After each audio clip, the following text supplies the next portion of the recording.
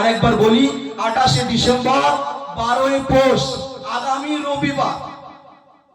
আগামী রবিবার 28শে ডিসেম্বর, 12ই পৌষ, তেতুলিয়া আবু জাফরিয়া সিদ্দিকিয়া খারিজিয়া মাদ্রাসার ঐতিহাসিক ইসালে সওয়াব সকাল 8টা থেকে দুপুরের প্রয়োজনীয় সময় পর্যন্ত, সকাল 8টা থেকে দুপুরের প্রয়োজনীয় সময় পর্যন্ত মাদ্রাসার আমি ছাত্র হয়ে মাদ্রাসার পক্ষ থেকে আপনাদের দাওয়াত দিলাম।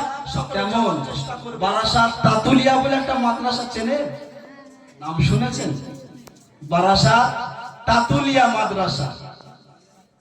ওই তাতুলিয়া মাদ্রাসায় প্রতি বছরে বাৎসরিক ইসালে সওয়াব হতো, জানেন? বাৎসরিক ইসালে সওয়াব 16 ফাল্গুন হতো। তো এখন ফাল্গুন মাসে রোজা পড়ে গিয়েছে, ওই 16 ফাল্গুন চেঞ্জ করে, ওই ডেটটা চেঞ্জ করে এখন আনা হয়েছে 28শে ডিসেম্বর, 12ই পৌষ।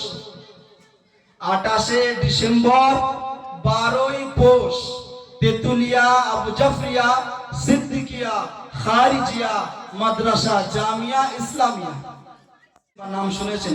সকলের কাছে দোয়া চাইছি, সকলে দোয়া করেন আল্লাহ যেন আমাদের বড় হুজুরের হায়াতে বরকত দান করে। সকলে বলি আল্লাহুম্মা আমিন। এবছরে প্রায় 100-র অধিক পাগড়ি পাবে, তার ভিতরে আমিও এক গুনাহগার, তার ভিতরে আপনাদের এই গ্রামের ইমাম সাহেব আমার ভাইও পাগড়ি পাবে। আলহামদুলিল্লাহ। আব্বাজি আম্মাজিদের মনের আশা পূরণ হচ্ছে, আপনাদের মনের আশা পূরণ হবে যে আপনাদের গ্রামের ইমাম এই কয়েক মাস হলো তো আসলো, তিনিও পাগড়ি পাবে। তো সকলে আমাদের জন্য দোয়া করবে, আমিও দোয়া করি।